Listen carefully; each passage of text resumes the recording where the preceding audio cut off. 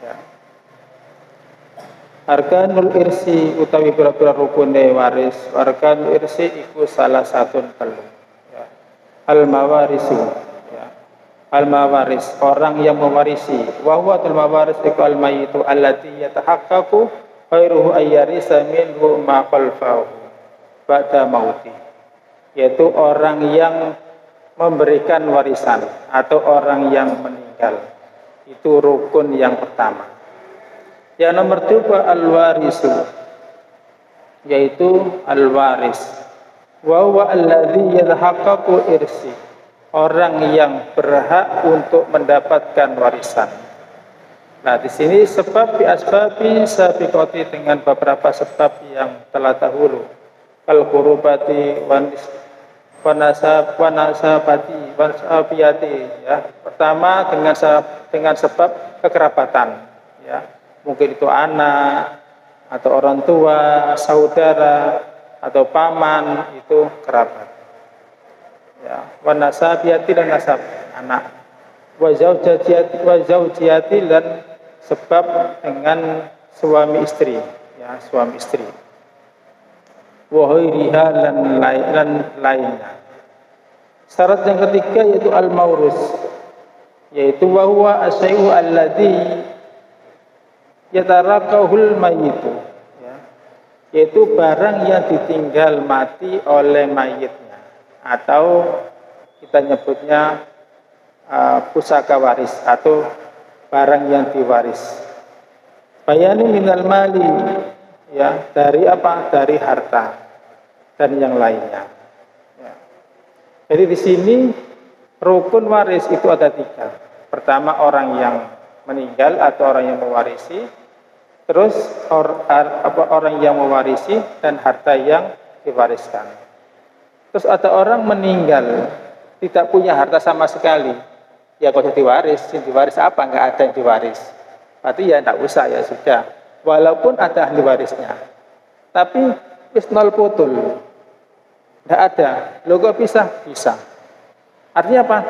Ketika dia masih hidup, hartanya dihibahkan semua, semuanya diwakafkan. Terus anaknya sudah dibagi satu-satu. Lalu gimana? Boleh? Boleh. Itu ketika masih hidup. Terus dia sisa hidupnya numpang ke anaknya, sehingga ketika meninggal tidak meninggalkan harta waris sama sekali. Ada seperti itu? Ada. Ya. Nah, gimana? Apakah boleh membagi waris sebelum orang meninggal? Nah, kalau bahasanya waris tidak boleh. Ya, dulu saya terangkan, kalau bahasanya hibah boleh. Ya, jadi hibah itu dikasihkan ketika orangnya masih hidup dan terserah berapapun jumlahnya. Nah, sehingga dia ketika meninggal wis entek total, tidak ada sama sekali. Nah, itu gimana? Boleh. Tapi nyebutnya bukan bagi waris sebelum meninggal, tidak, tapi membagikan harta hibah. Kalau membagi waris tidak boleh, karena istilah waris itu di sini setelah meninggalnya orang yang punya harta. Nah, ini kan belum meninggal, berarti bukan namanya waris lagi. Ini sering terjadi dan sering disalah-salahkan oleh orang. Ini sebenarnya bukan waris tapi hibah. Tapi kadang orang nyebutnya tak dum disik sak durung mati. Nah, tapi ini hibah maksudnya. Ini pembagian hibah. Boleh. Nah, kadang orang nyalakan itu disebut itu waris. Nah, ini ada tradisi seperti ini ada. Lalu itu hari ini dikritisi, disalahkan orang. Nah, memang kalau sebutannya waris tidak boleh, tapi kalau sebutannya hibah boleh. Jadi pemberian sebelum dia meninggal itu hibah. Nah, itu sering terjadi, sehingga ketika dia meninggal tidak ada harta waris sama sekali. Terus gimana? Ya tidak berjalan hukum waris, karena rukunnya ada yang kurang. Apa? Harta yang ditinggal tidak ada. Nah, terus setelah itu ternyata dia meninggal tidak meninggalkan harta apa-apa, tapi meninggalkan hutang. Misalkan, tidak tahu, kelalen. Jenenge wong, kelalen ana nota sing biyen waktu lungan wae bayar cek kosong, kurang dibayar. Nah, kan bisa jadi seperti itu. Terus orang yang meninggal, orang yang punya dibayar cek ini yang kosong nagih, yang bapak si meninggal mau yang keluarga. Nah terus nanti harta ya apa? Nah seperti ini kejadiannya, itu namanya tetap ada pembagian waris, tapi pembagian hutang. Komposisinya sama dengan waris. Nek wis ora sing wedok ya didum foto sesuai dengan ahli waris. Lanang ya bagiannya loro, wedok bagiannya siji. Nah, seperti itu ya. Nah, itu kan bisa terjadi seperti itu. Nah, cara penanggulangannya seperti itu. Nah, itu adalah syarat-syarat rukun, syarat-syarat waris. Nah, terus ada orang meninggal, terus tidak ada ahli warisnya sama sekali. Hartanya banyak. Ahli warisnya tidak ada sama sekali. Sampai ke Dzawil Arham, saudara yang jauh, mungkin saudara-saudaranya ayat dulu, itu tidak ada. Wis hilang semua, tidak ada, meninggal. Nah ini gimana? Nah nanti hartanya kembali ke Baitul Mal. Ya, jadi hartanya dikembalikan ke Baitul Mal. Jadi ketiga-tiganya ini harus ada. Ya. Nah itu adalah rukun waris. Sekarang surutul irsi, syaratnya waris. Nah syaratnya waris.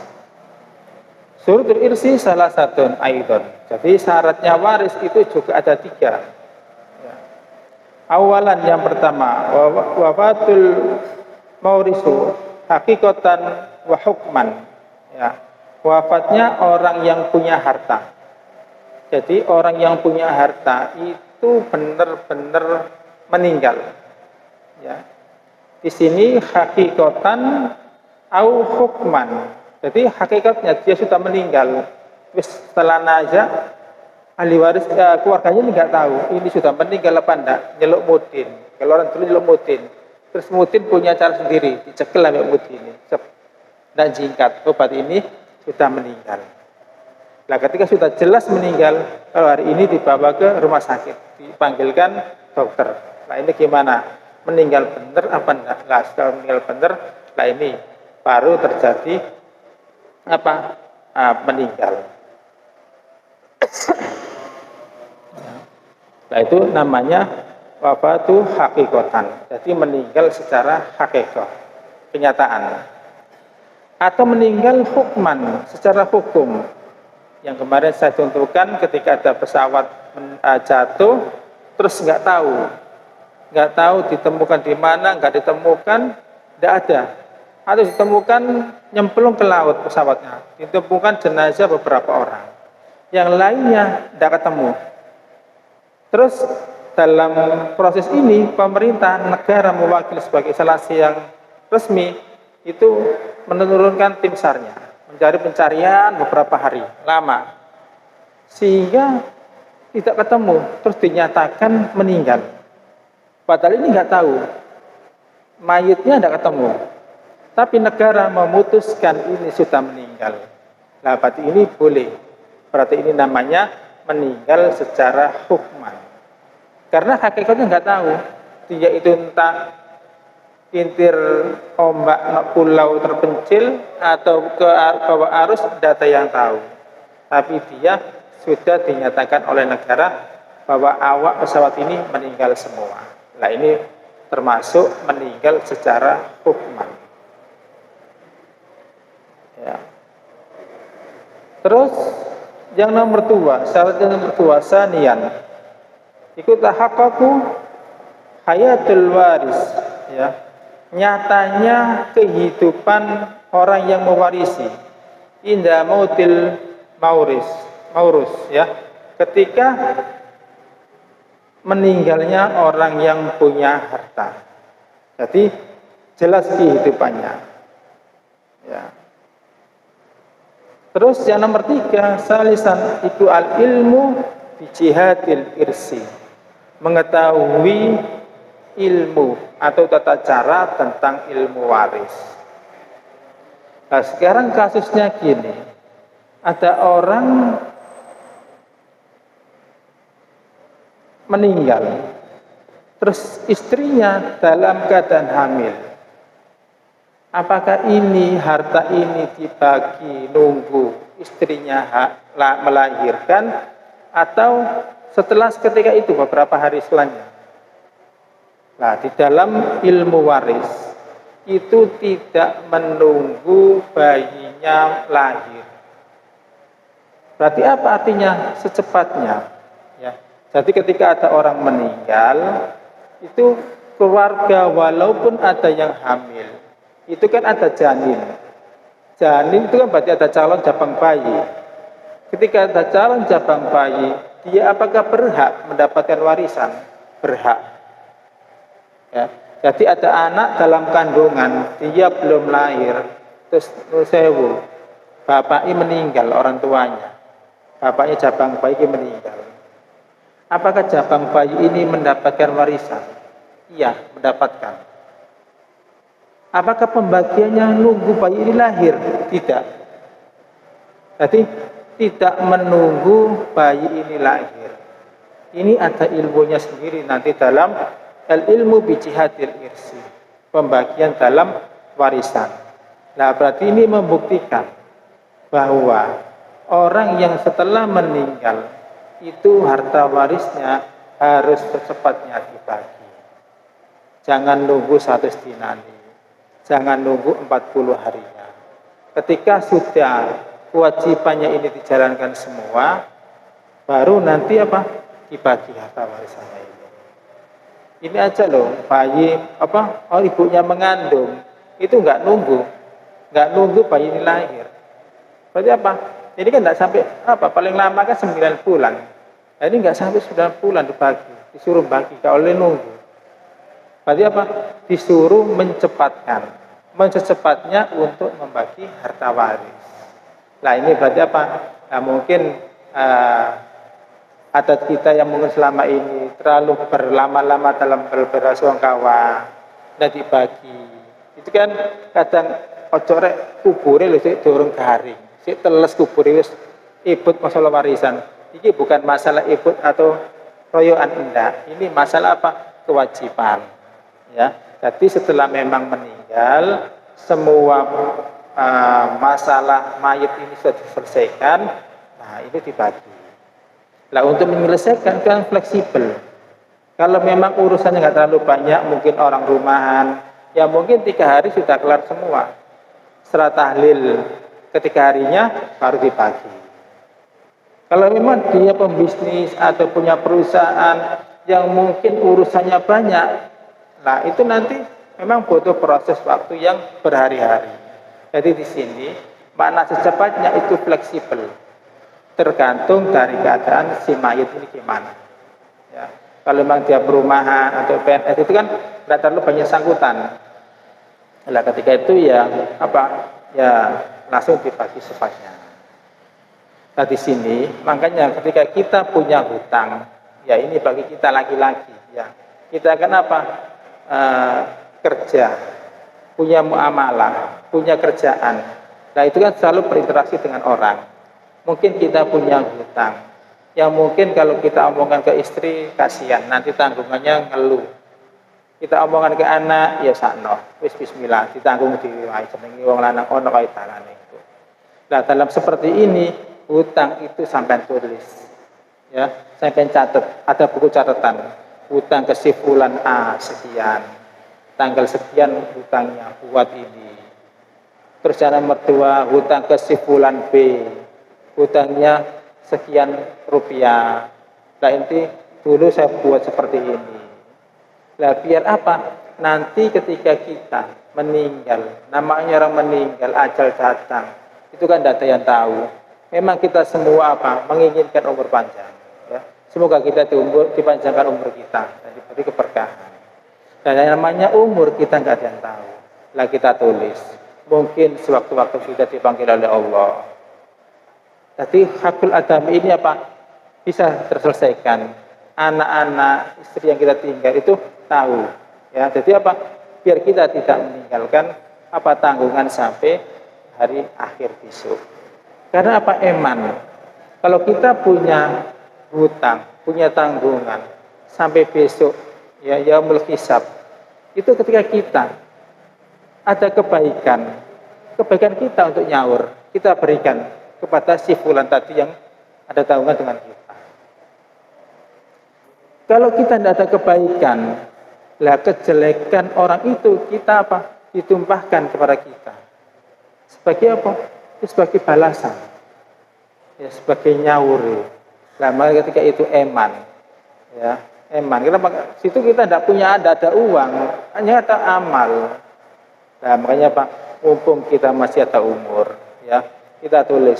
Mungkin ada yang belum terselesaikan hari ini, kita tulis. Ya. Karena ini ada kejadian, ya. Orang datang ke rumah, tanya tentang masalah hutang. Bapak itu dulu tahun 2000-an, 2000 awal ya, sampai 2005. Itu ada sangkutan hutang dengan si fulan. Lah bapaknya ini meninggal, anaknya datang ke rumah. Lah ini caranya nyauri ya apa? Katanya ada orang yang dihutangi, ada masih hidup. Sampai datangi. Nominalnya berapa? Katakan waktu itu 2 juta. Harga emas kerusen berapa?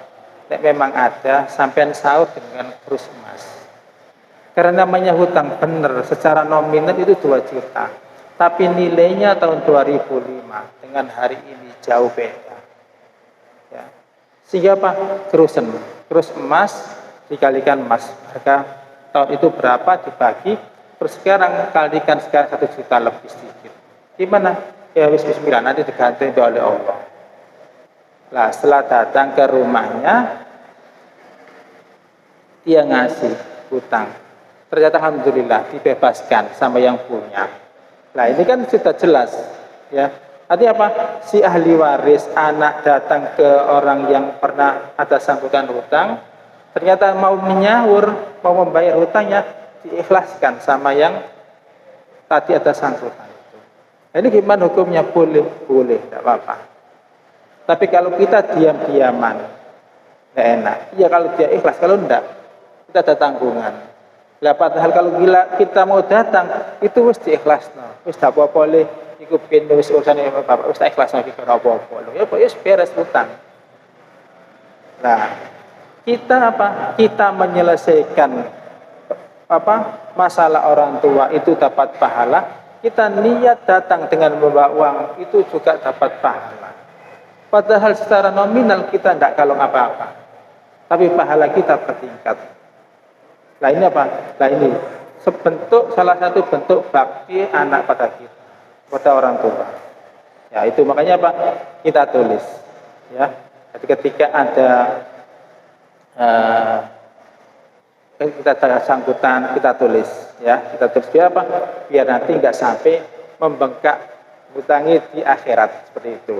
Nah, terus di sini ada kejadian lagi. Ini di sini kan di dalam agama itu disuruh secepatnya membagi. Lah yang sering terjadi di masyarakat itu seperti ini. Wis katakanlah anak lanang, anaknya itu 3, ya anaknya 3, laki 2, perempuan 1. Di situ ada uang ditinggalkan, uang katakanlah 50 juta. Lah ini biasanya anak wis gak dibagi dhisik wae, diketani bapak sampai 40 dino. Aku nek wis mari dibagi. Nah, itu yang sering terjadi. Apakah boleh? Nek secara hukum waris tidak boleh. Tapi kita punya siasatnya. Punya caranya biar itu tetap jalan. Semuanya ikhlas, ridho, tapi juga tahu bagiannya. Caranya apa? Dikumpul no. Anak lanang loro mau, sampai anak wedok siji mau, kumpul. Iki duwe bapak, kari 50. Lagi sakjane HE. Sing lanang 20 jutaan, sing wedok 10 juta. Nah, iki apa wis tak bagi ya.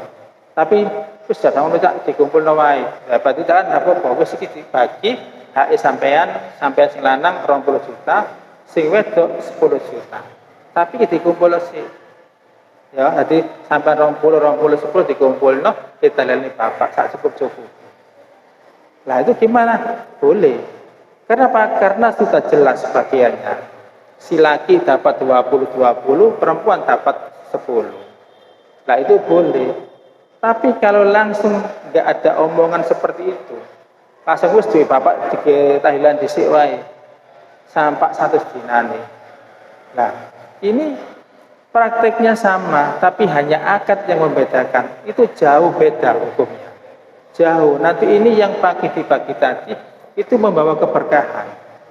Yang tahlil yang membawa keberkahan, hartanya ini juga membawa keberkahan. Kenapa? Karena hartanya sudah jelas. Ono urunan lanang 20, wedok 10 tadi. Nah, seperti itu caranya.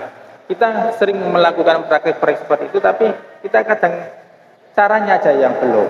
Ya, jadi itu solusi, ya solusi. Kayak rumah ditempati, itu dibagi dulu, tidak apa-apa. Jangan nunggu jangan nunggu dijual baru dibagi, tidak. Tambah kasihan. Si mayat ini kasihan. Orang tua kita kasihan. Makanya ketika itu harus dibagi. Ya. Monggo, mungkin ada pertanyaan sambil saya nanti terangkan lagi. Monggo. Nah. Ya.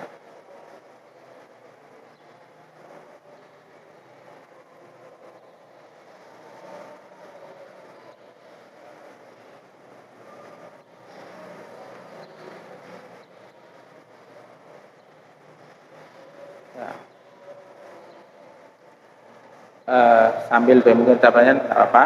Ya. Kita teruskan al-mawani'ul irsi, ya. Pencegahan orang untuk mendapatkan waris. Ya. Yang pertama itu ariku, ya, ariku, budak, ya, perbutakan.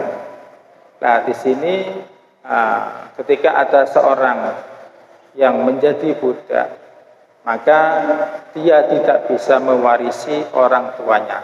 Ya, senajan itu orang tuanya. Tapi ini alhamdulillah praktek perbudakan hari ini tidak ada. Ya, sehingga di sini itu tidak ada. Tidak ada ariku, ya. Tapi ini hukumnya ada, tapi prakteknya alhamdulillah di Indonesia tidak ada. Lah kalau nun sewu, kalau pembantu rumah tangga itu bukan budak, ya maaf ya, bukan budak. Itu adalah pembantu, sehingga hukum ini tidak berlaku bagi mereka. Jadi yang pertama adalah perbudakan. Terus yang nomor ketiga sanian al-qatlu, yaitu pembunuhan. Nah, di sini ketika ada seorang ahli waris, ya, fa in qatal warisu maurasahu fa innahu la yarisa min. Lah ketika ada seorang yang membunuh orang yang bakal diwarisi, maka dia tidak bisa mendapatkan warisan sama sekali. Ya, yang seterang kemarin, misalkan ada orang wis kesusu, kepengin oleh warisan, dosewu. Hari ini kan orang kan semua memandang uang. Ya, mungkin di sini alhamdulillah enggak, ya, tapi di sebagian daerah yang mungkin yang sudah semua orientasinya uang, itu wis buta. Kita kan melihat surat kabar, berita, anak membunuh orang tua, anak membunuh kakek yang sudah lanjut usia, itu kan sering. Nah itu kenapa? Ya karena uang, karena harta. Nah di sini ilmu waris itu selalu rentan hubungannya dengan apa? Dengan harta. Sehingga sifat ini ketika itu terjadi, seorang anak membunuh orang tuanya, maka dia tidak mendapatkan waris sama sekali selamanya. Ya. Artinya apa? Dia tertutup selamanya. Kalau mahjub itu kan bisa mendapatkan ketika orang yang menutupi nanti, itu orang menutupi ketika tidak ada. Tapi ini tidak. Kalau pembunuhan itu selamanya tidak bisa. Ya. Jadi ketika ada ahli waris yang membunuh, maka dia tidak bisa mendapatkan waris sama sekali. Baik dia sebagai eksekutor ataupun dia sebagai orang yang punya akalnya, pemikirnya, maka dia tetap tidak bisa mendapatkan warisan. Ya. Terus yang nomor 3, yaitu ikhtilafuddin, ya, berbedanya agama. Naudzubillah min dzalik. Ya. Mungkin adalah salah satu ahli waris yang khurujul minal Islam. Naudzubillah min dzalik, ya, keluar dari Islam. Maka dia tidak bisa mendapatkan warisan. Walaupun itu anak laki, walaupun dia anak tunggal, dia tidak bisa mendapatkan warisan. Kenapa? Karena ini sudah aturannya seperti itu. Ya. Di sini ada hadis Nabi Muhammad SAW, la yarisul muslimu al-kafira, walal kafiru al-muslimah. Tidak bisa mewarisi seorang muslim kepada orang kafir. Ataupun sebaliknya, seorang kafir tidak bisa mewarisi seorang muslim, walaupun itu anak ataupun orang tua, tidak bisa. Kenapa? Karena sudah jelas di sini hadis Nabi jelas, ya. La yarisul muslimu al-kafira wal kafiru al-muslimah. Tidak bisa mewarisi orang kafir, orang muslim ke orang kafir, ataupun orang kafir ke orang muslim, itu tidak bisa mewarisi. Di sini hadisnya muttafaqun alaih, ya, jadi sudah jelas, ini tidak bisa digugat, ya. Ada di sini apa? Tidak bisa mendapatkan warisan. Nah, di sini ikhtilafuddin dengan ariku, orang yang dengan ikhtilafuddin dengan al-qatil, ya, orang yang membunuh, itu tidak bisa mendapatkan warisan, ya. Istilahnya mahrum. Mahrum itu tertutup selamanya, haram, ya. Mahrum itu diharamkan untuk mendapatkan warisan. Kalau mahjub itu tertutup, ya. Ketika penutupnya itu tidak ada, maka dia bisa mendapatkan waris, ya. Tapi kalau mahrum itu haram untuk mendapatkan warisan. Nah, di sini yang mahrum itu 2 orang tadi, yaitu qatil dan ikhtilafuddin. Nah, misalkan di sini ada kejadian orang anak merantau, tak tahu pulang-pulang sudah beda agama. Nah, ini kembali minta warisan tidak bisa, ya, karena agama sudah melarang, karena ikhtilafuddin, berbeda agama. Nah, itu kapan? Selamanya, ya, selama dia masih dalam keadaan kafir. Nah, ketika dia kembali muslim, nah ini beda lagi, ya, maka dia mendapatkan warisan ketika dia sudah kembali ke Islam. Nah, itu selamanya. Kalau mahjub itu orang yang tertutup, ya, sehingga ketika dia penutupnya hilang, maka dia mendapatkan warisan, ya. Ketika ada anak, orang tua meninggal, meninggalkan anak laki-laki, dan asalnya kan punya anak laki-laki 2, ya. Terus laki-laki yang satunya itu meninggal dulu dengan ada anak itu punya cucu, ya, orang ini punya cucu. Nah, ketika posisinya si orang tua ini meninggal dengan meninggal anak dan cucu, maka cucunya ini mahjub, tertutup oleh anak laki-laki yang tadi. Tapi ketika orang tuanya ini meninggal dahuluan, anak-anaknya meninggal, terus yang ada hanya cucu-cucunya, maka cucu ini mendapatkan warisan. Ya, jadi bedanya seperti itu. Kalau mahjub itu ketika hajibnya hilang, dia mendapatkan warisan. Ya, tapi ketika mahrum, nah, itu selamanya. Ya, nah, di sini perbedaannya. Makanya di sini apa? Ilmu waris, ya. Ilmu waris itu apa? Kita utamakan. Selama ini mungkin kita wis dari pagi disi ayah wis jano. Omah iki sik kena diampir-ampirane anak-anake. Lah itu gimana? Ya, dibagi dulu. Nanti siapa yang punya, lah minta keridhoannya untuk ditempati sebagai rumah sepuh. Kan gitu. Misalkan ada rumah sepuh. ya rumah tua, bekas orang tua dulu, nggak dijual. Terus statusnya masih miliknya orang tua, nggak dijual, terus dimiliki bersama wae. Lah itu sampai bertahun-tahun, itu tidak boleh sebenarnya hukumnya. Ya, kenapa? Harus secepatnya dibagi. Nah mungkin nanti nggak dibagi, tidak apa-apa, tapi sudah jelas bagiannya. Mungkin anak pertama sekian persen, anak kedua sekian persen, anak ketiga sekian persen, wis jelas kabeh. Ini punya anak ini sekian persen, terus ini gak ditol, ya po, sepakati ya, sampean saham sampean sekian persen, terus gak ditol ya. Besok nek ditol, utawa nek joki sesuai dengan nominal persentasenya tadi. Itu boleh kalau seperti itu. Kenapa? Karena sudah jelas pembagian pemilikannya sudah jelas. Anak ini sekian persen. Tapi nek digantung, terus gak ditol, gak dibagi. Dijano statusnya, terus dianggap wong tua, jujuk-jujukannya anak. Ya maksudnya bener, tapi caranya sing kurang perlu dibener sedikit. Ya jadi dibagi dulu. Nah ini kan sering terjadi seperti itu.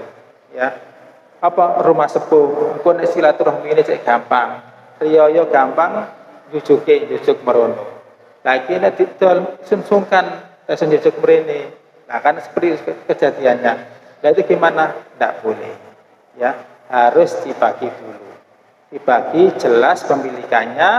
Setelah itu wis kata lagi tak gawe omah sepuh.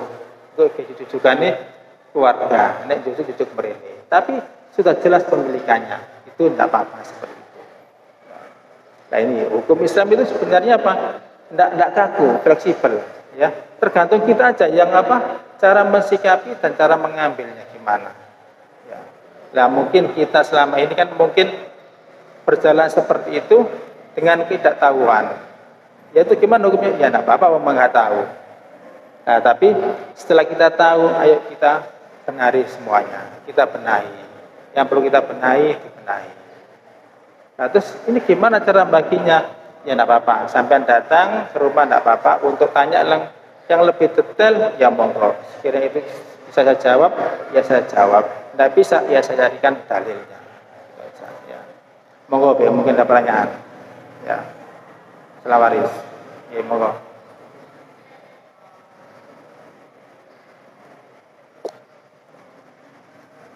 Assalamualaikum warahmatullahi wabarakatuh.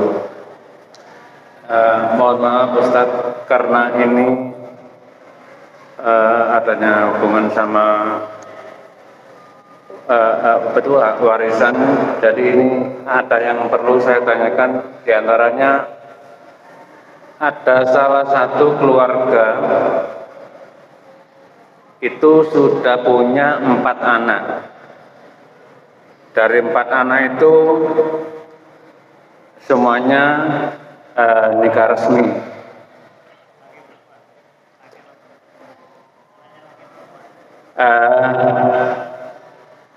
Dari 4 saudara itu, yang 1 perempuan, yang 3 laki.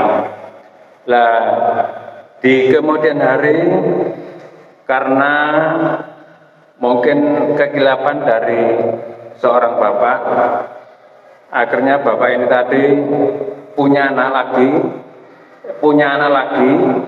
itu di luar nikah. Setelah itu, karena ibu yang pertama yang punya 4 anak tadi itu meninggal, akhirnya si bapak ini tadi yang punya anak 1 itu dinikahin, langsung nikah sama ibu yang kedua ini. Jadi artinya anak yang pertama itu nikah resmi, terus tambah 1 anak itu di luar nikah. Nah itu untuk pembagian apa itu warisan seperti apa Ustaz? Ya, terima kasih atas pertanyaannya. Ya, seorang keluarga ya, dengan keluarga berjalan punya anak 4. Di tengah perjalanan dia punya anak lagi dari wanita lain, satu anak. Nah, yang saya tanyakan itu ada pernikahan atau enggak? Artinya gini, mungkin ada nikah di bawah, bukan di bawah KUA, artinya nikah siri kita nyebutnya. Secara hukum nikah agama sudah sah, tapi secara negara kan belum dicatat dengan catatan sipil. Nah, atau mungkin itu anak nun sewu, nyebutnya kita lam jada, anak yang di luar nikah. Nun sewu, namanya orang ya, khilaf ya. Anak hasil di luar nikah, artinya walaupun itu nikah siri atau nikah apa, tidak ada pernikahan, tapi ada hubungan sehingga sampai menghasilkan anak. Nah, yang saya tanyakan dulu, itu apa? Ada nikah siri apa enggak? Oh, enggak ada nikah siri. Ya wis khilaf lah gampangane lah, khilaf wis. Ya, ketika khilaf. Nah, dari dinikah siri sampai lahirnya anak yang ini itu berapa bulan? Nah, itu ditelusuri. Ketika anak itu lahirnya di bawah 6 bulan, maka dia tidak bisa diikutkan ke bapaknya. Usia kehamilan. Jadi gini, di dalam kehamilan itu ada aqallul hamli dan aksarul hamli. Ada batas minimum kehamilan dan ada batas maksimal kehamilan. Kalau anak itu setelah nikah siri terus 7 bulan lahir, maka dia boleh diikutkan orang tua yang nikahkan. Tapi ketika dia belum 6 bulan, 4 bulan kok wis lahir anaknya, ya tidak boleh diikutkan. Kita nyebutnya lam jada ya, seperti itu ya. Ataupun aksarul hamli itu 4 tahun, karena merujuk pada Imam Syafi'i. Imam Syafi'i itu usia kandungannya 4 tahun. Makanya ketika ada orang perempuan wis wonge wis solehah, wis wonge meneng nang omah tok, wis dan apa-apa. Nun saya bagi sebagai contoh. Ditinggal bojone meninggal. Oleh 6 bulan gak apa-apa. Ana 8 bulan dan apa-apa. Oleh setahun nun sewu wetenge gede, hamil. Lah, ini jelas tidak melakukan perzinahan sama sekali, tidak melakukan hubungan sama sekali. Ditinggal bojone meninggal. Setahun morep-morep perute membesar. Di USG ada anaknya. Lagi anaknya sapa iki? Anaknya bapak sing bojone sing meninggal kemarin. Kenapa? Karena itu merujuk pada Imam Syafi'i, aksarul hamli paling banyaknya kehamilan itu 4 tahun. Ya. Lah ini makanya ketika sampean USG ke ono perkiraan kelahiran apa sih apa perkiraan kelahiran ojo kupu nek durung teko kok wis lahir. Misale di USG perkiraan iki tanggal 4 saiki lahir, ternyata durung lahir, ojo panik, wis ndonganya pangeran wae. Ya karena apa? Imam Syafi'i itu 4 tahun. Nah, itu wis okay. Saya kembali lagi ke pertanyaan. Ketika itu memang usia hak kehamilan itu lebih dari 6 bulan, maka dia boleh mewarisi orang tuanya. Artinya ketika bapaknya itu meninggal, boleh mendapatkan warisan. Nikah sirinya ya, dari nikah siri ke kelahirannya itu lebih dari 6 bulan. Kalau kurang dari 6 bulan, tidak boleh. Itu. Nah, tapi tadi pertanyaannya kan itu wis lahir kan gitu ya. Wis lahir terus nikah. Gitu. Nah, itu ya ndak boleh, enggak dapat. Karena wis lahir anake terus karena kondisinya neni istri tuanya sudah meninggal. Akhirnya ini dinikah secara resmi.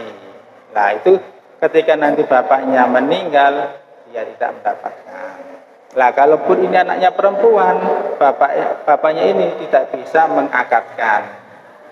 Ya. Jadi nah itu anaknya laki bebas, artinya kan tidak perlu wali. Tapi ketika ini anak ini perempuan, maka bapaknya tidak bisa menjadi walinya. Terus walinya siapa? Wali hakim. Nah seperti itu. Makanya ketika kita menjadi RT atau RW atau dimudin, itu gampang-gampang. Itulah pernikahan anak. Ketika ada anak minta surat ke kita, surat pernikahan, mau nikah, ditelok akte kelahiran nih, ambil surat nikah, itu kok mau 5 bulan. Lah iki waline kok waline sapa iki? Waline wali hakim malian. Ono wong yang KUA apa yang mudin jaluk surat. Lah mungkin karena kawannya enggak jeli, kita sebagai mudin desanya mengingatkan. Iki lho akte kelahiran arek iki. Ambek surat pernikahan nih. Itu gak sampai 6 bulan. Lagi anak sapa iki. Nah, maka seperti itu kejadiannya. Maka dia apa? Tidak bisa mewarisi, tidak bisa menjadi wali orang tuanya, harus wali hakim. Ya, jadi ketika bapaknya meninggal, dia mendapat ya istri yang pertama. Lah tapi setelah menikah dia kok punya anak lagi, lah anak ini yang dapat. Gitu. Nah, lah ini nanti butuh kearifan seorang pembagi. Ada apa? Nanti diakumulasi, ya bisa nanti ini dianggap anaknya ataupun nanti tidak dianggap anaknya.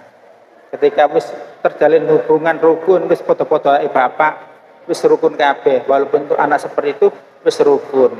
Lah ketika meninggal bapaknya, nah seorang pembagi waris ini harus tahu. Artinya apa?